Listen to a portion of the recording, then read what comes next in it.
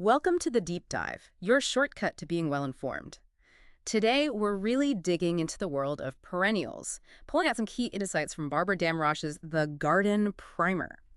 Think of this as your essential guide, maybe your last-minute lecture on getting perennials right, mixing the practical stuff with, that bigger picture of sustainability and just the joy of growing things. It's funny how gardening trends come and go. Remember terrariums everywhere or those like animal Oh, topiaries? yeah. But perennials, they seem to stick around. Why do you think that is? What gives them that staying power? Well, I think it's a mix of things, really. There's Yeah. definitely a practical economic side.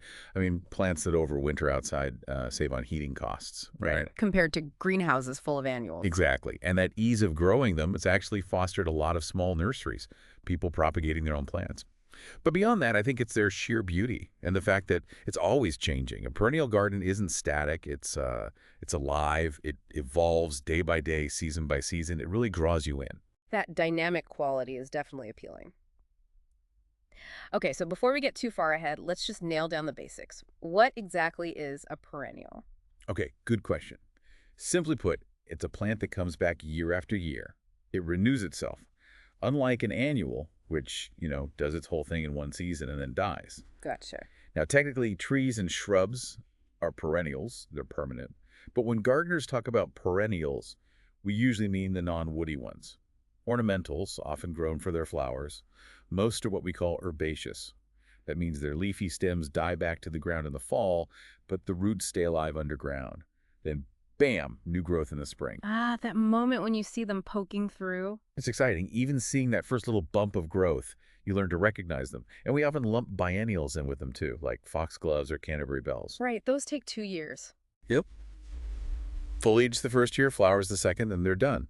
But they often self-seed, so they can kind of persist in the garden that way, fitting well into perennial beds.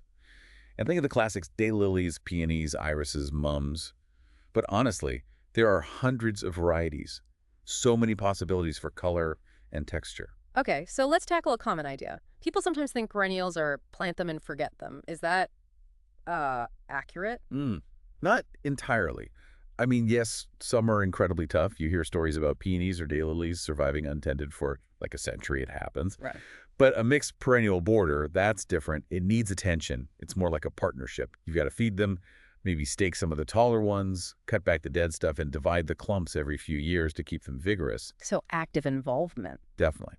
And another thing, they don't usually bloom all season long like annuals do. Ah, that's a key difference. Yeah. Most have their moment, maybe a few weeks of glory. The trick to getting that continuous color, that sort of rolling wave of blooms, is careful planning. You need to combine plants that flower at different times. It's like conducting an orchestra, really.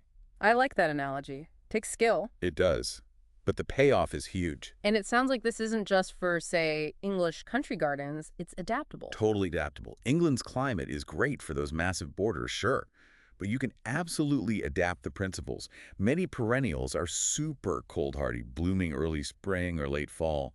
And if you're in a hot, dry climate, you just choose plants suited for that heat-tolerant, drought-tolerant varieties. Sustainability means working with your conditions. Okay, so myths busted. Let's talk design. Yeah. Where do you even start planning one of these living tapestries? Right, the planning. Big question. When do you want the garden to look its absolute best? What's your peak season?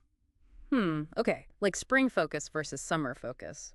Exactly. Maybe you love spring irises, columbines, poppies. You could tuck in some early bulbs like crocus, whose foliage will get hidden later.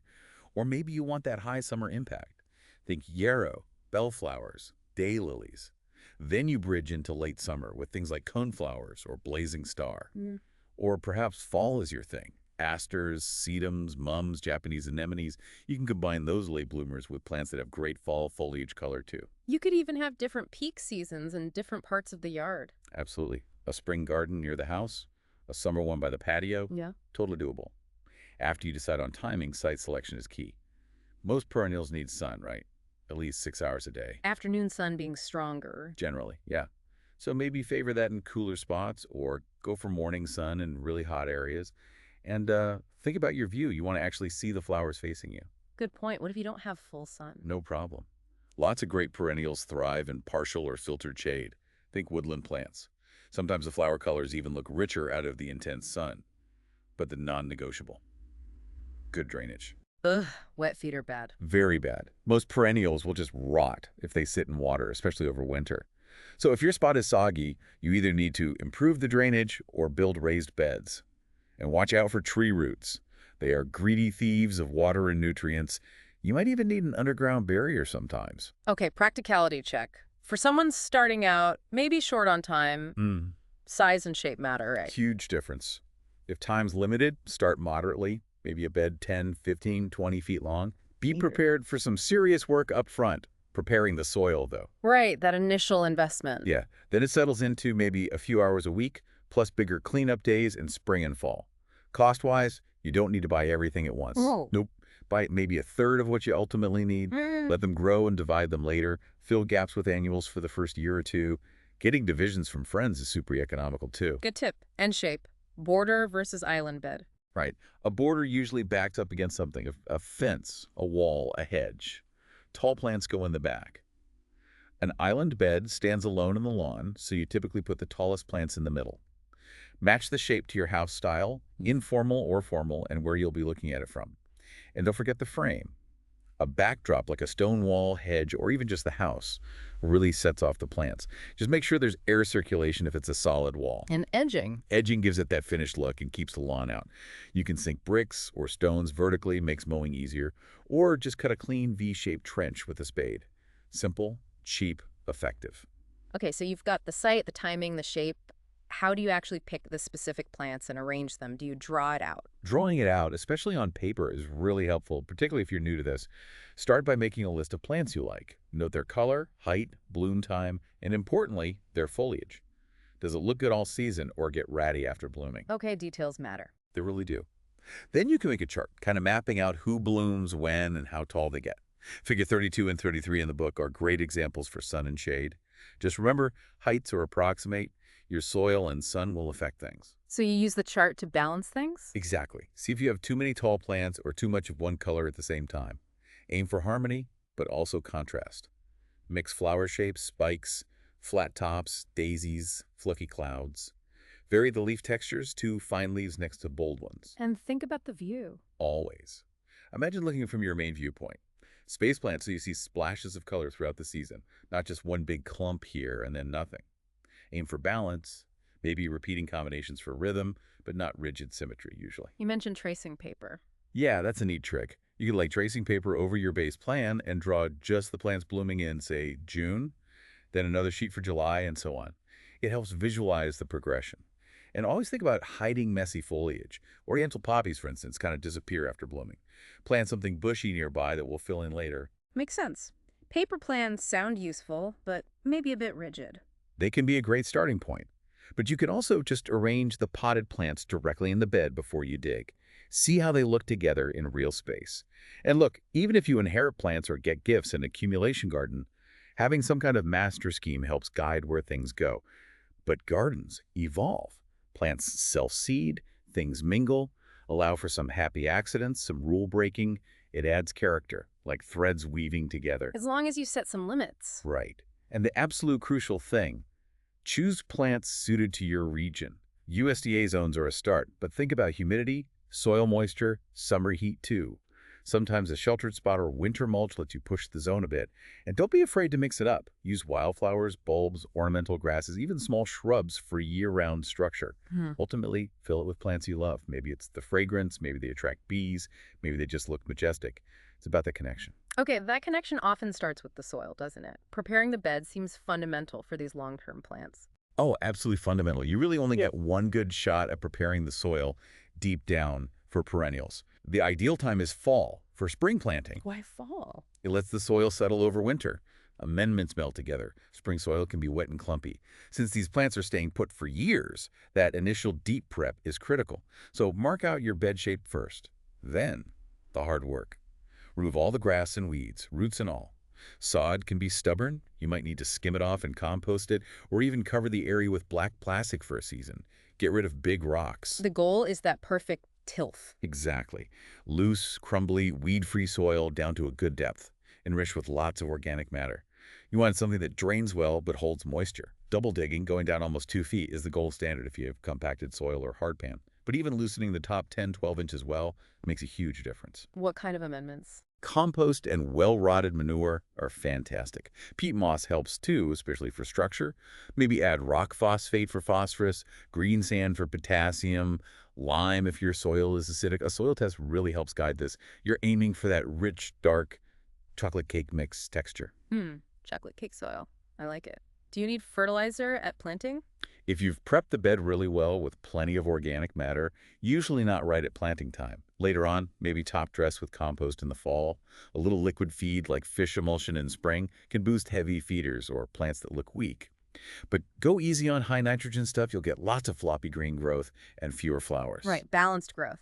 Okay, beds prepped. How do we get the actual plants? Buying them, growing from seed, dividing? All of the above. Yeah. Many common perennials are hybrids, meaning seeds won't grow true to the parent plant. So most people buy plants or get divisions from friends. Divisions seem like the most economical way. Totally.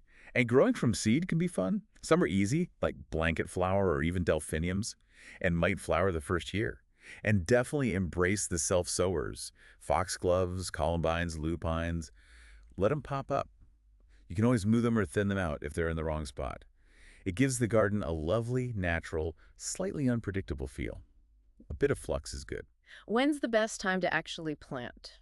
Generally, early spring is ideal in colder climates, just as the plants are waking up. That's when mail-order plants often arrive, usually dormant. You need to pot those up first. Right? Yeah, pot them up, let them sprout a bit, harden them off gradually before planting out. Container-grown plants from a nursery can go in almost any time the ground isn't frozen, but if it's hot, loosen any bound roots and maybe cut back the top growth a bit to reduce stress. Water everything in well. Fall planting is fine too, especially in milder areas, but maybe add winter mulch in cold zones. And spacing, how far apart? Good question. General rule of thumb. Tall plants maybe 18 to 24 inches apart. Medium ones 12 to 18, shorter ones about a foot. Give them room to grow. Overcrowding causes problems later. You mentioned division. How do you know when a plant needs it? Usually after a few years, you might see the clump getting huge and crowding neighbors, or the flowering starts to decrease, or sometimes the center of the clump just dies out, leaving a ring. Okay. So you dig up the clump. Spring is often best in cold climates, fall in warmer ones, and carefully pull or cut it into smaller pieces, each with roots and shoots. Then replant the divisions, adding some compost to the new holes. It's the easiest way to get more plants. Stem cuttings work for some types too. All right, so the garden is planted, growing well. Now comes the ongoing care, right? Keeping it looking good. Yep, the maintenance. Wow. Weeding is usually the biggest chore, especially in spring before plants fill in. A light mulch helps a lot. What kind of mulch? Something organic and light, like shredded bark, buckwheat hulls, leaf mold, pine needles. About 2 inches deep. It suppresses annual weeds and keeps the soil moist. Just keep it pulled back slightly from the base of the plants, the crowns, to prevent rot.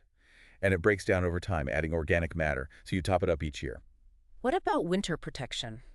That's mainly for plants that are borderline hardy in your zone, or for newly planted things, especially fall-planted ones, to stop frost heave. Frost heaves. Yeah, where the freezing and thawing cycles push the plant roots right out of the ground. You apply protection after the ground freezes.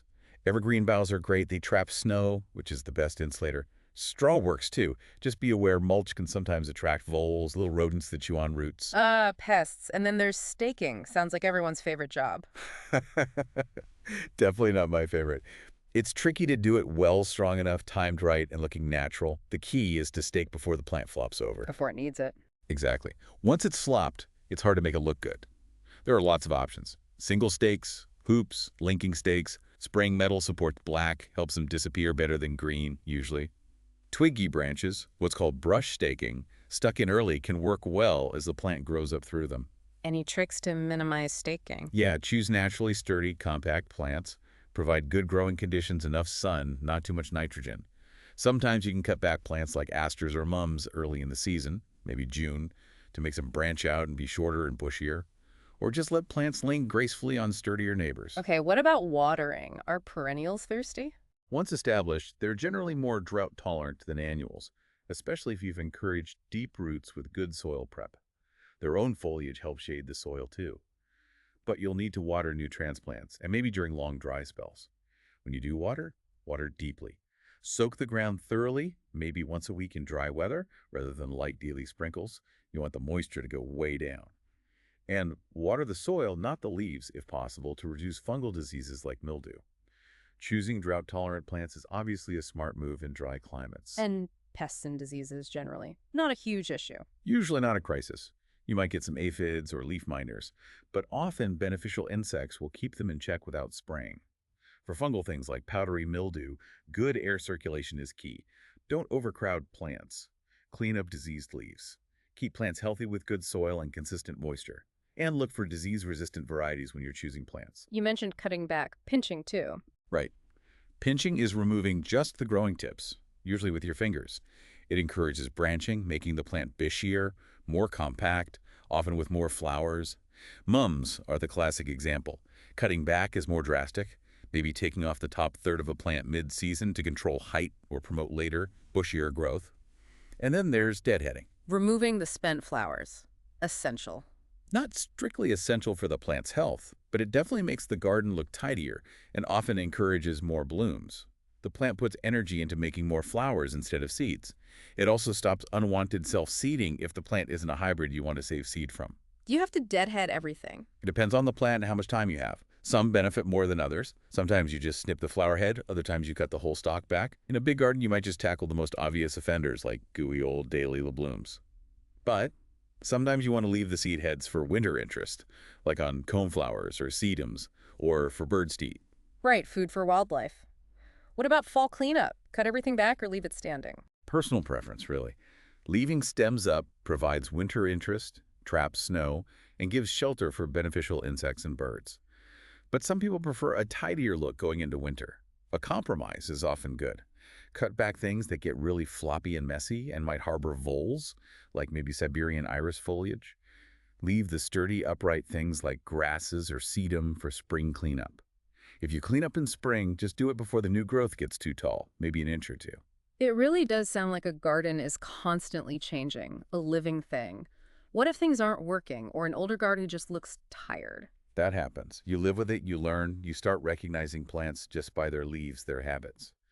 When a garden feels depleted or chaotic, maybe it's time for a renovation. Like a complete overhaul. It can be. In early spring, you can actually dig everything up, temporarily plant them in a holding area called healing in, just covering the roots to keep them alive. Then you rework the whole bed, add compost, improve the soil like you were starting fresh. It's the perfect time to divide those overcrowded clumps and get rid of any really persistent weeds that snuck in. The chance to edit, too. Exactly. Be honest. Did that phlox color ever really work? Was that plant always floppy or disease-prone? Now's the time to compost it or give it away. Don't feel obligated to keep plants that aren't performing well or pleasing you. And smaller changes, moving just one plant. You can do that too. If something's clearly in the wrong spot, try to move it with a good chunk of soil around the roots, water it in well. Spring or fall is usually best. Avoid the hottest part of summer if you can. If the timing's bad, just make a note for later. Keep a garden journal or reminder list. Photos are great too. They really help you remember how things looked. Speaking of plants getting out of hand, let's talk about spreaders. Some perennials are a bit too enthusiastic, right? Oh, yes, the vigorous ones. Or maybe even invasive. It's a fine line sometimes. Some plants are just vigorous growers. They spread by roots or seed readily, like bee balm. Great for pollinators, but needs regular weeding out or containing. Others can be genuinely problematic, almost thugs. Like goutweed. Goutweed is notorious. Pretty variegated leaves, but it can take over everything. Some things, like certain ornamental grasses or loosestrife, can even escape the garden and damage local wild ecosystems. Some are actually illegal to sell in certain places because of that risk. So important to know what you're planting. Crucial. Check with local experts or horticultural societies if you're unsure about a plant known to spread. Understand its habits. Can you manage it? Does it pose a threat? Sometimes vigorous plants are fine if you give them space or boundaries, but true invasives should be avoided. The book lists quite a few examples explaining their habits. It's all about informed choices. That perennial palette section sounds incredibly useful for making those choices. It really is. It details 50 common, reliable perennials, everything from Japanese anemones to yarrow, covering their needs, their habits, specific varieties. It gives you a solid foundation for planning. So bringing this all together, what's the big takeaway for someone listening, maybe thinking about starting a perennial garden? We've covered a lot. From the basic idea through planning, soil prep, planting, and all that ongoing care, it seems the core message is, well, it's not thoughtful planning up front, right? Absolutely. That planning, combined with really good soil preparation, sets you up for success. And then it's about consistent but adaptive care, watching your plants, learning their needs. It's more than just pretty flowers, though. It connects back to bigger ideas. I think so. It's about creating a sustainable space, working with nature, not against it. It fosters that connection, that understanding of cycles. And honestly, it's incredibly fulfilling to nurture something beautiful and lasting. And maybe think about this. What can that cycle of perennials, dying back each winter, then bursting forth again in spring, teach us? There's a resilience there, isn't there? But a constant renewal. Hmm. That's a lovely thought, resilience and renewal. Maybe the next step for you listening is just to notice a perennial in your neighborhood. Mm-hmm. Or start imagining what you could create, even in a small pot or corner. See where that takes you. Thank you for joining us on this deep dive into the world of perennials. We hope this guide, this sort of last-minute lecture, has given you some solid insights and maybe sparked some gardening ideas. Until next time, from the Deep Dive team, keep exploring, keep growing, and keep digging into what makes your world bloom.